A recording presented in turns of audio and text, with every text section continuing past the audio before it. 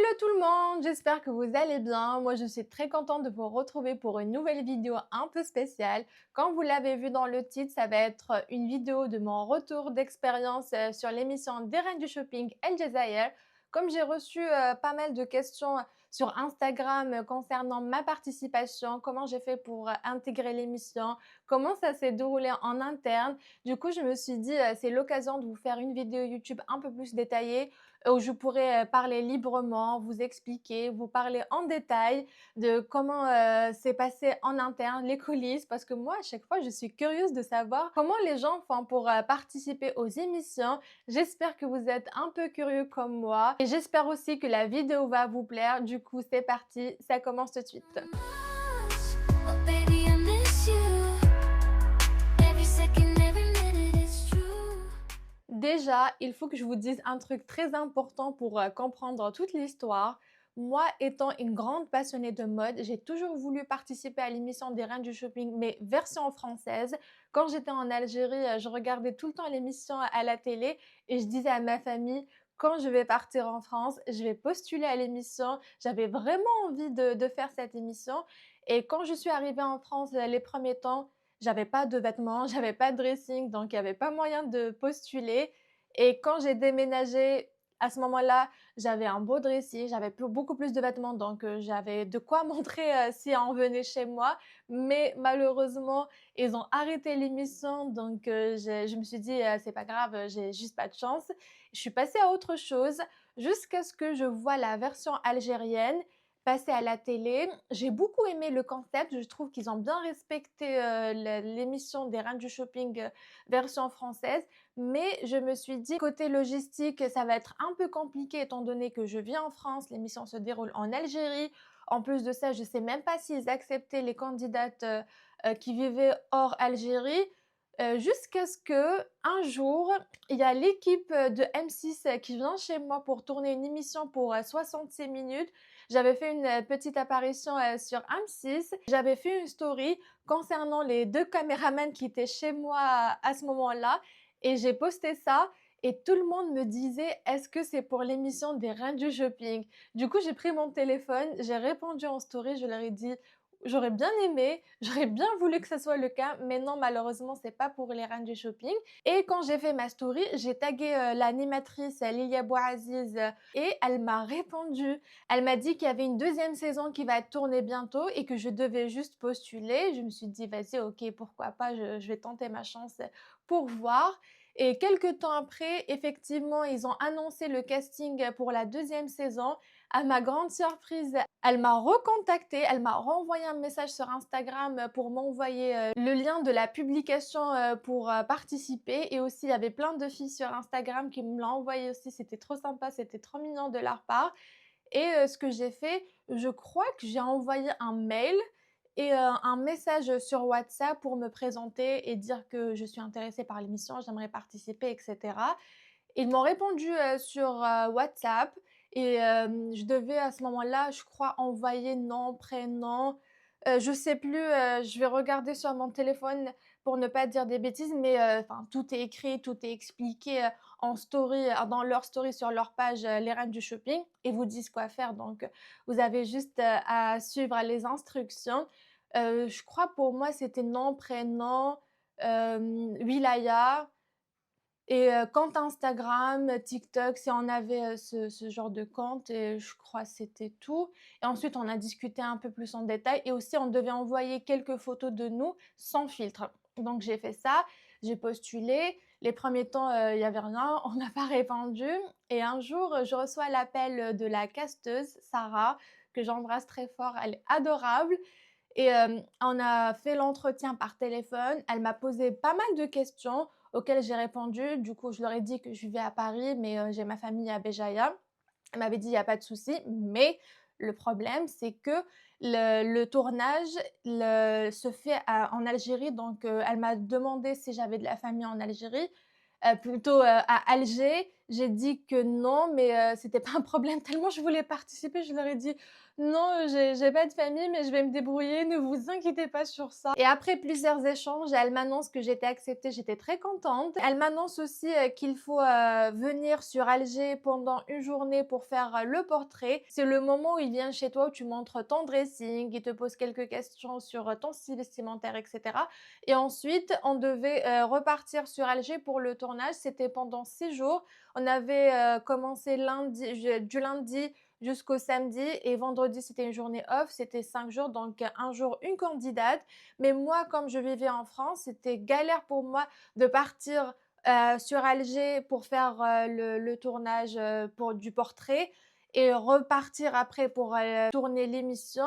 Donc déjà niveau, logistique, c'était un peu compliqué. Je devais, prendre des congés. À chaque fois, je vais pas dire à mon manager, «Tu m'accordes des congés», je vais faire des allers-retours. En plus de ça, c'était en été, les billets d'avion coûtaient super cher.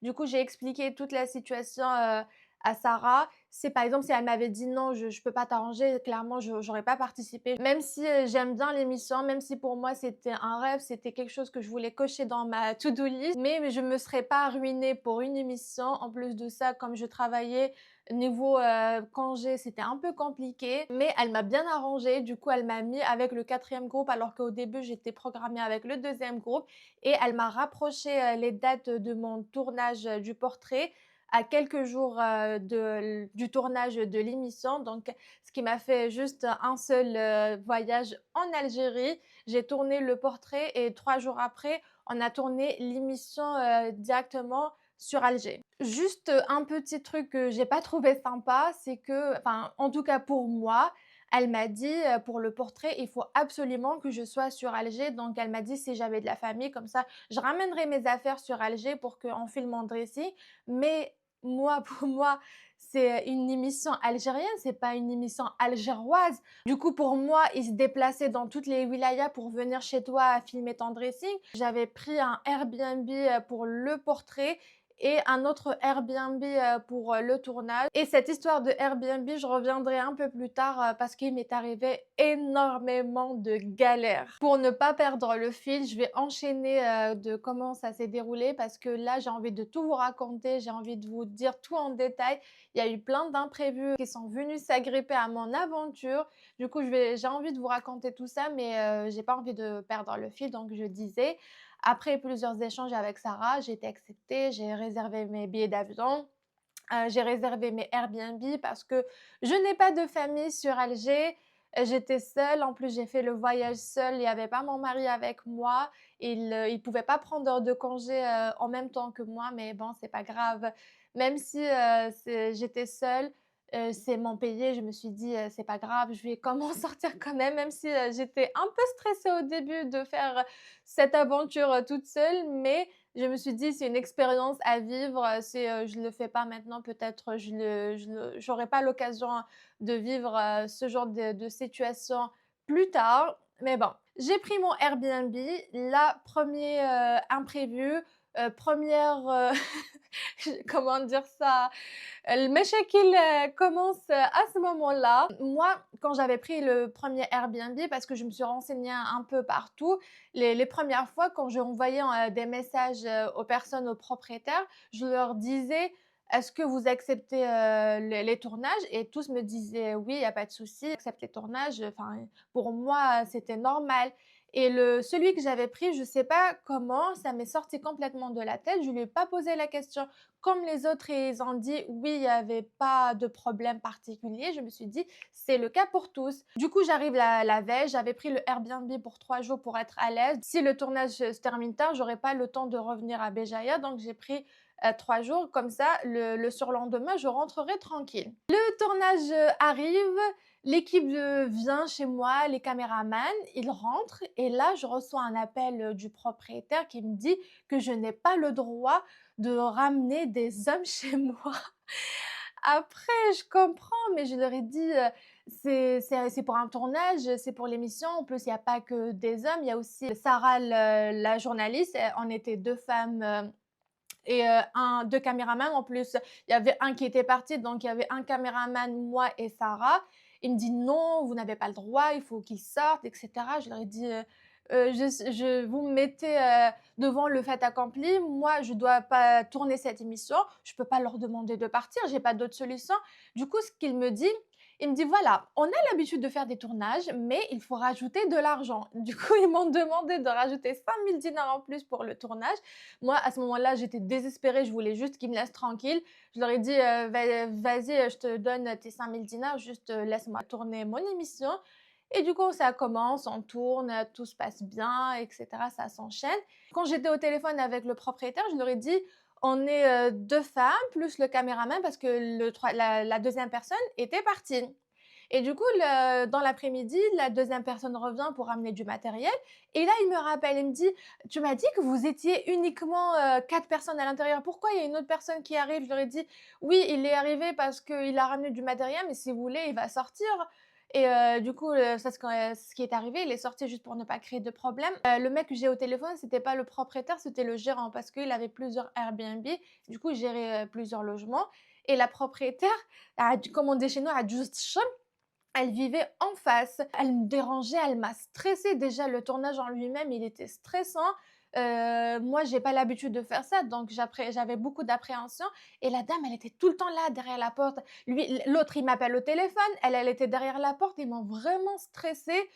Et quelques instants après, il y a un mec qui arrive en moto, il me demande les 5000 dinars plus tôt. Il veut prendre la carte d'identité des gens qui étaient avec moi, du caméraman et de la journaliste. C'était vraiment une vraie galère. Après ça, j'ai remballé mes valises, je suis repartie à Béjaïa parce que le tournage était uniquement dans 3 jours. Je voulais pas rester à Alger à ne rien faire. Je ne faisais pas grand-chose. Je crois que j'ai jamais fait autant de routes qu'à ce moment-là. Et du coup, pour la deuxième fois, heureusement, je suis pas partie seule. Il y avait ma sœur et ma mère avec moi. Étant donné que je savais que ça va être des journées pleines, du coup, je me suis dit, elles vont venir. Au moins, elles profitent du Airbnb et qu'elles sortent, qu'elles profitent un peu aussi de Alger. En plus, le deuxième, je l'avais pris sur Alger Centre. Donc, on était au cœur d'Alger. Il y avait tout à côté, les commerces. On était à 2 pas du métro. Donc, c'était génial. Le deuxième Airbnb, c'était vraiment quelqu'un de sympa. On était dans un immeuble haussmannien qui était refait à neuf. On avait tout. Le mec était vraiment gentil, il nous a mis à l'aise. Du coup, là vient le tournage. Donc, pour les dates, parce que j'avais reçu une telle question, moi, personnellement, mon portrait, je l'avais filmé le 19 juin. Et pour ce qui est du tournage, ça a commencé le 23 jusqu'au 28. Donc, c'était sur 6 jours, comme je disais tout à l'heure. Le moment du tournage arrive la deuxième galère, celle dont je vous parlais tout à l'heure. En fait, comme moi, je vis à Paris, je ne vais pas sur Alger avant que je parte. J'avais fait toutes mes tenues pour tous les jours de la semaine. Le jour du portrait, ce que je vais porter pour le défilé du portrait, ainsi que mes tenues pour les 5 jours du tournage. Déjà, avant que je fasse mes tenues, j'ai envoyé un message à Sarah. Là, à ce moment-là, j'étais encore en France. Je leur ai dit, est-ce qu'il y a des restrictions vestimentaires? Parce que je sais que c'est une mission algérienne. On doit respecter un certain code vestimentaire. Elle m'a dit, il faut pas, par exemple, avoir un décolleté plongeant, il faut pas avoir des manches courtes. Je lui ai envoyé quelques articles de mon dressing. Elle m'a dit, par exemple, ça passe, ça passe pas.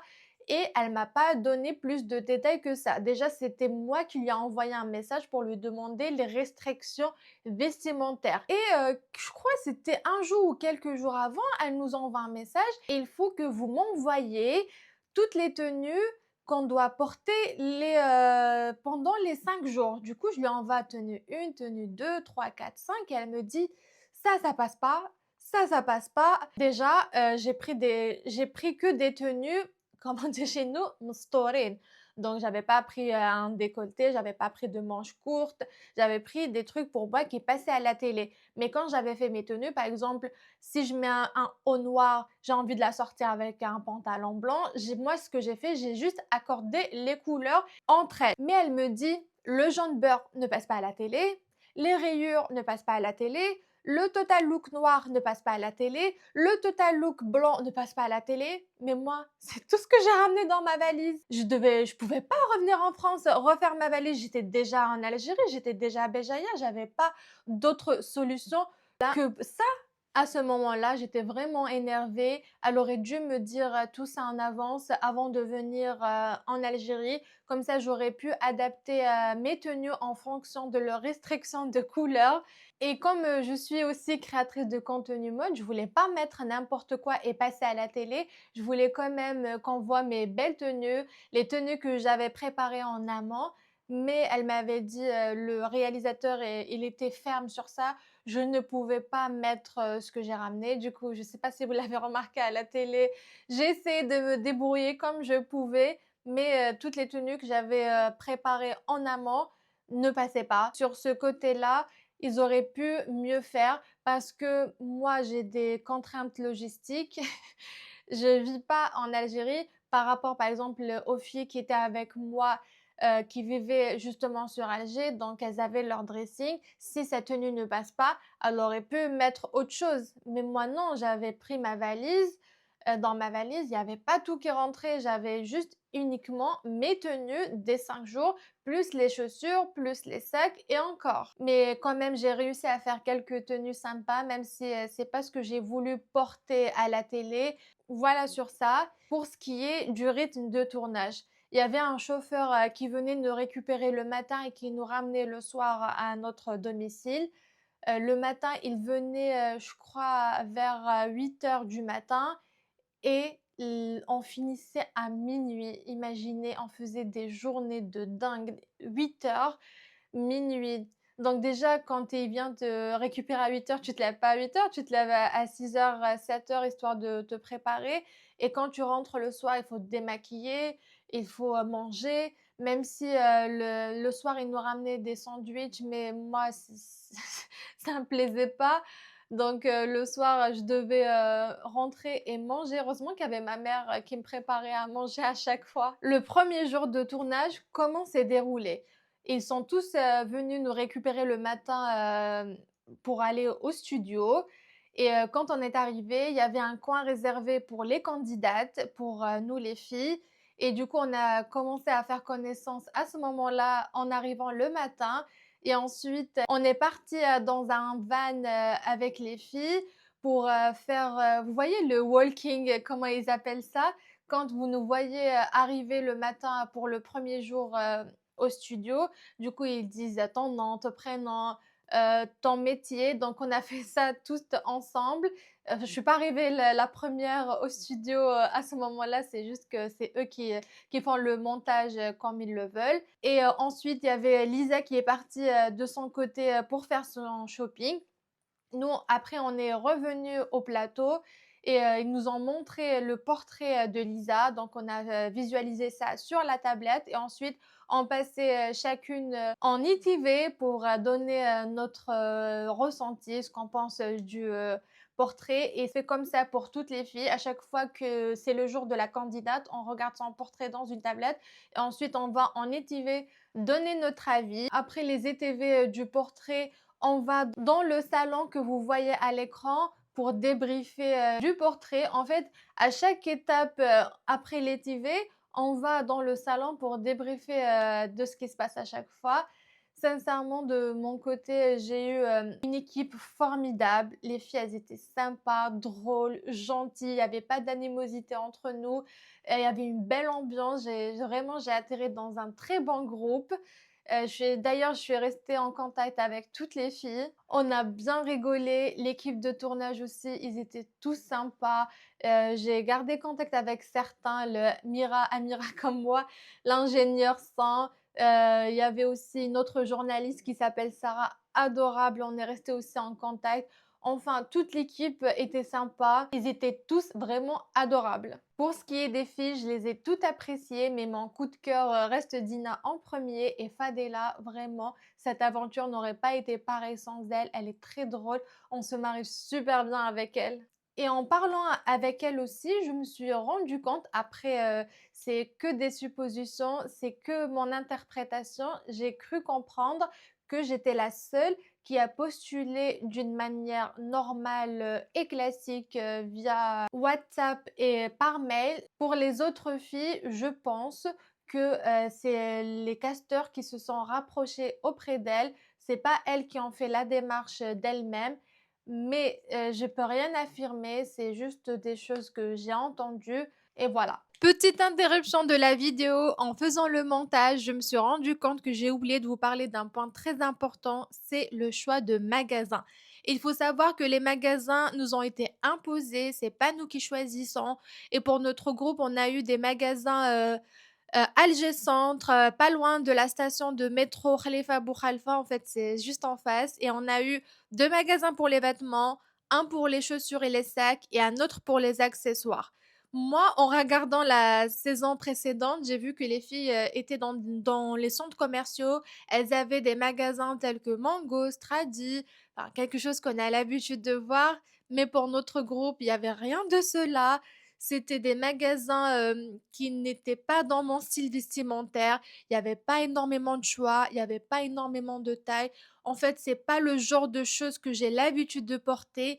En plus des restrictions vestimentaires qu'ils nous ont imposées.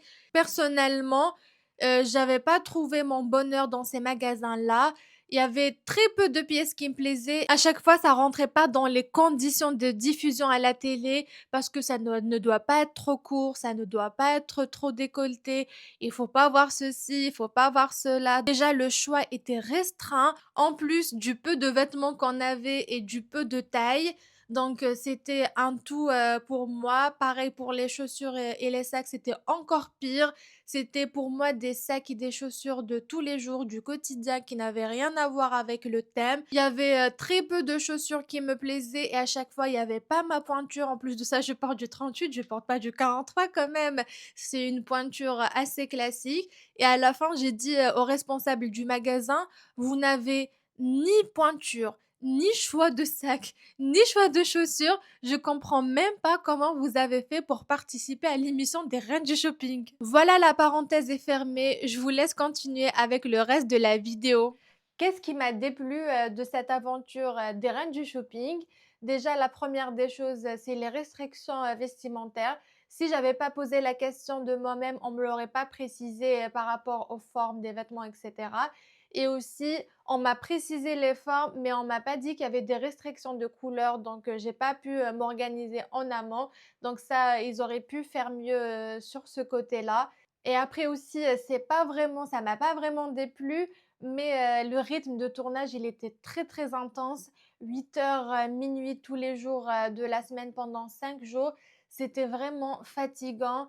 En plus, c'était en été, il faisait chaud, même si à l'intérieur, il y avait quand même la clim, mais dans les ITV, il y avait les caméras en face de nous, donc il faisait chaud à l'intérieur. Mis à part le rythme de tournage, sincèrement, c'était une très belle aventure.